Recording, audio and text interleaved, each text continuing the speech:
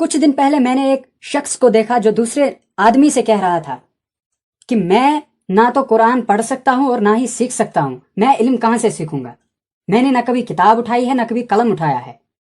تو ایسے شخصوں کے لیے، ایسے انسانوں کے لیے میں یہی کہنا چاہوں گا کہ یہ بہانے جو آپ دے رہے ہو یہ بس بہانے ہیں، کیونکہ جہاں تک علم حاصل کرنے کی بات ہے وہاں پہ بہانے کہیں بھی نہیں چلتے۔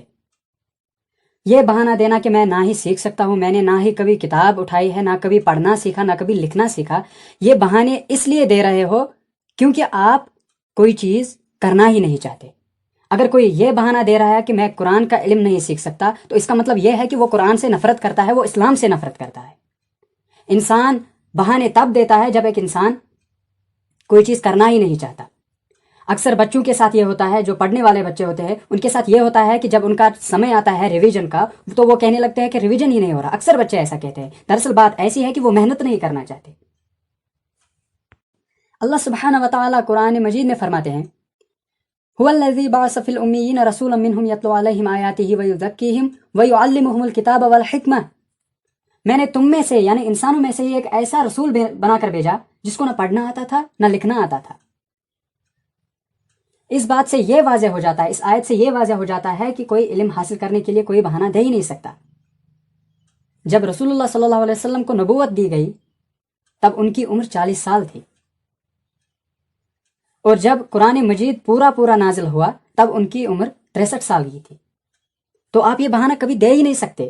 کچھ دن پہلے میں نے ٹویٹر پر ایک کلپ دیکھی تھی جس میں تقریباً 80 سال کی ایک بوڑھی اماں تھی جس نے تمام سبزیوں، پھل، فروٹس، اینیملز کے نام انگلش میں یاد کر کے رکھے تھے، اور میں وہ کلپ آپ کو دکھا بھی سکتا ہوں۔ ون سا مجھے ہوئنس کیا ونان ڈاگ برارِ ایلیفینٹ کیٹ چیٹ بھائی اچھا چیٹ ییٚمِس گاڑِ کیٛاہ ونان فش تہٕ ۂسِس ایلیفینٹ ژوٗنٛٹھِس کیٛاہ ونان ایپل سنگترس آرینج لیٚمبِس کیٛاہ ونان لیمن ٹماٹرس کیٛاہ ونان ٹماٹو ٲلوس کیٛاہ ونان پوٹیٹو گنڈس کیٛاہ ونان اونین رۄہنس کیٛاہ ونان گارلک پالکہِ کیٛاہ ونان سپینش۔